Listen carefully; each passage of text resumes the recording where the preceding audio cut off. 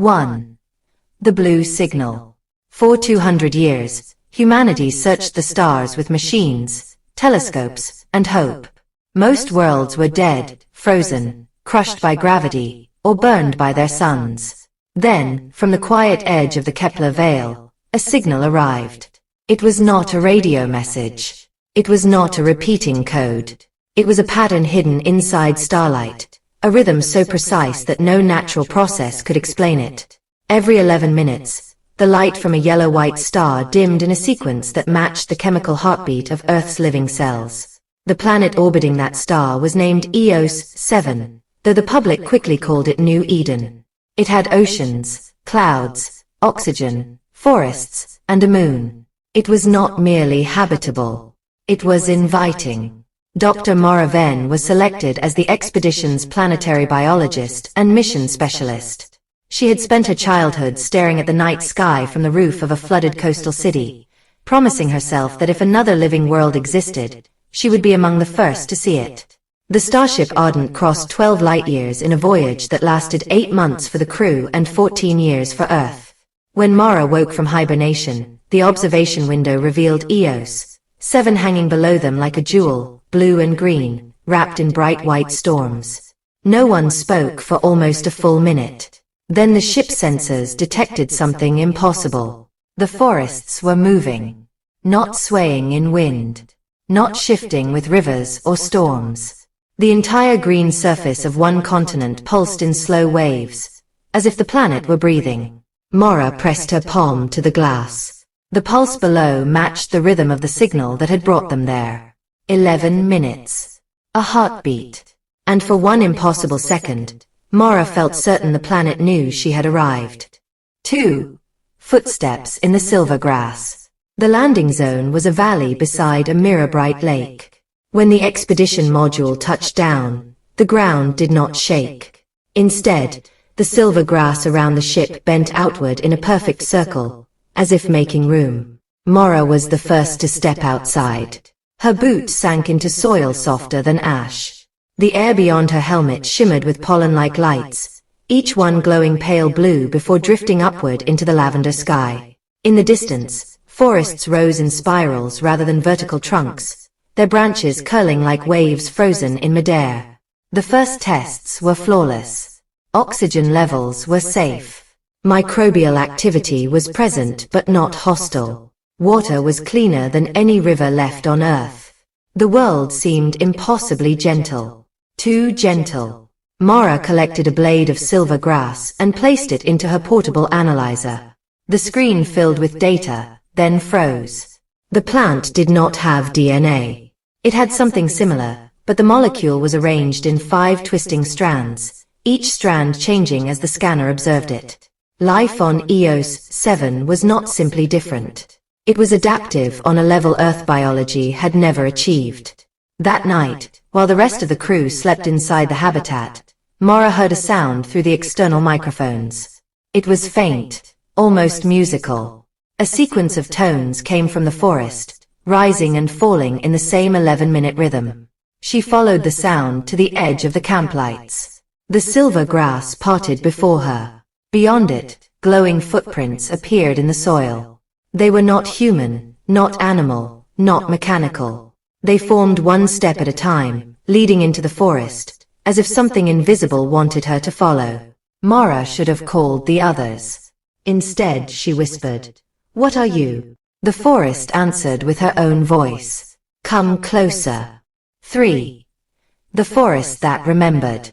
Maura entered the forest at dawn with 2 drones, a scanner pack, and strict orders not to go beyond the beacon perimeter.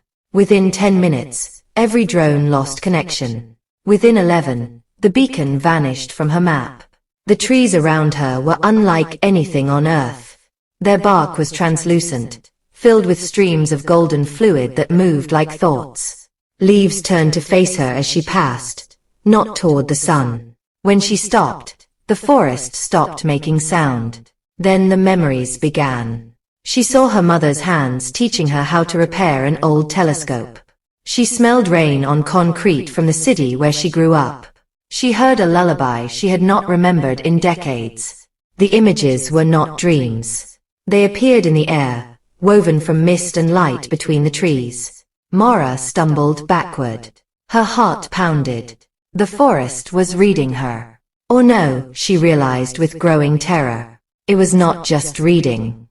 It was learning how to speak. A shape formed ahead of her, made from pollen, mist, and faint blue fire. It had no fixed body, yet it arranged itself into something almost human because Mara's mind expected a face. Its eyes resembled small moons. It did not use words at first. It communicated in emotions, flashes, and patterns. Curiosity, recognition, sorrow, warning. Mara activated her recorder and asked, "Are you alive?" The shape touched the soil with one luminous hand. The entire forest lit up. Not tree by tree, but all at once. Roots glowed beneath the ground, stretching for kilometers in every direction. The lake flashed silver. The distant hills pulsed. The answer arrived inside Mara's mind like thunder without sound. Not alive. Many alive. 1. Mara fell to her knees, overwhelmed by the truth. Eos 7 was not a planet with life on it. Eos 7 was a living network, a world-sized mind made from every root, river, spore, reef, and storm. And it had been waiting for someone who could understand. 4. The bones beneath Eden. The discovery should have been humanity's greatest triumph. Instead, it became the beginning of fear. When Mara returned to the habitat and shared her recordings, the crew divided instantly. Some saw the living planet as a miracle. Others saw it as a threat. Earth's command, receiving delayed transmissions, ordered the expedition to secure biological samples at any cost. That cost became clear the next day. A seismic scan revealed a buried structure beneath the valley, too symmetrical to be natural. Mara descended through a sinkhole opened by the shifting soil, expecting caves or alien ruins. What she found was a graveyard. Thousands of crystalline skeletons lined an underground chamber, each one 3 meters tall, delicate and beautiful, with skulls shaped like flowering shells. Their tools lay beside them, fused to the floor by time. Their star maps still glowed faintly on the walls. They had not been primitive. They had crossed space long before humans built cities. At the center of the chamber stood a monument covered in shifting symbols. When Mara touched it, the planet translated through her nervous system.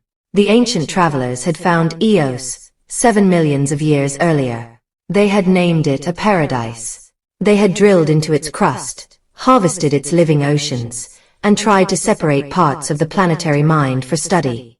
Eos 7 had not attacked them.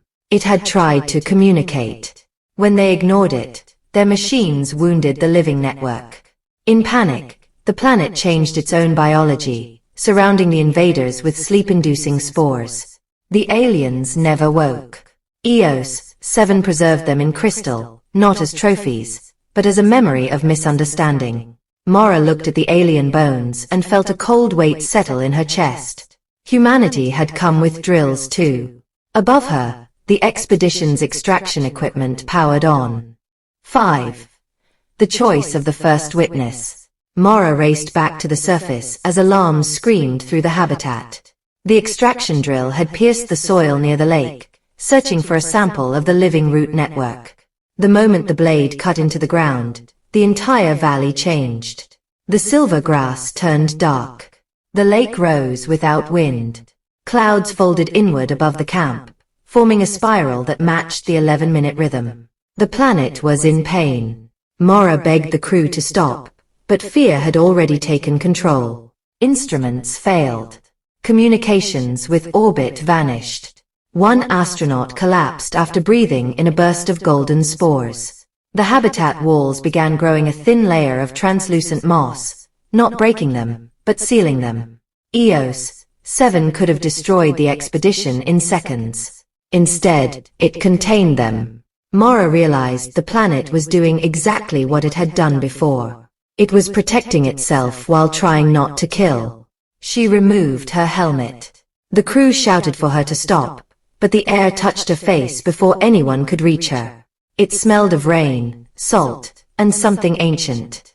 Spores entered her lungs like sparks. Then she was no longer standing only in the valley. She was everywhere. She felt oceans dreaming in mineral darkness.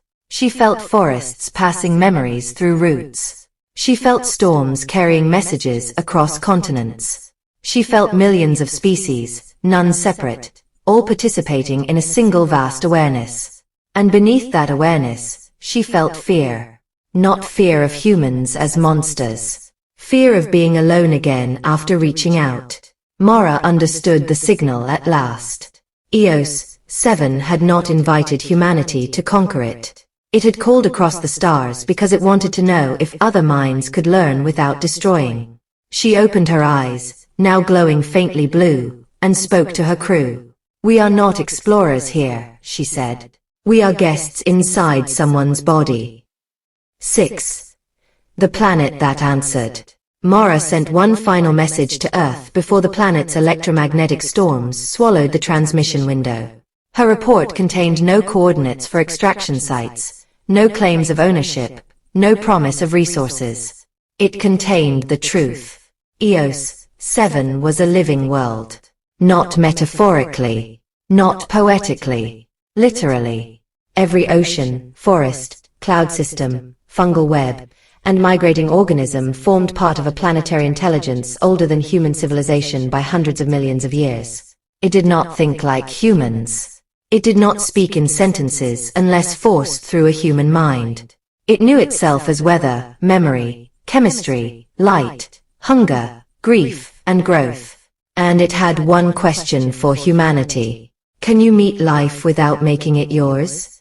Earth would not receive Mara's message for years. By then, governments would argue, corporations would deny, and billions of people would look at the night sky differently. But on Eos 7, the first expedition changed immediately. The drills were dismantled. The habitat was moved onto stone where no roots grew. The crew learned to ask permission before taking samples. Sometimes the grass bent yes. Sometimes the forests turned silent, and they understood that silence meant no. Months passed. Then a year. Mara became the bridge between two forms of consciousness. She walked beneath spiral trees and taught the planet human words for trust, regret, music, and home. In return, Eos 7 showed her memories stored in glaciers, songs carried by whales of silver light beneath the sea, and the slow joy of sunrise felt by an entire continent. One evening, Mara stood beside the lake where she had first stepped onto the planet. The water reflected two moons and a sky full of unfamiliar stars. The silver grass bent toward her. In her mind, a voice made of forests and oceans whispered, "Are we alone?" Mara smiled, tears shining on her face. "Not anymore," she answered. And across 12 light years of darkness, the living planet began to sing.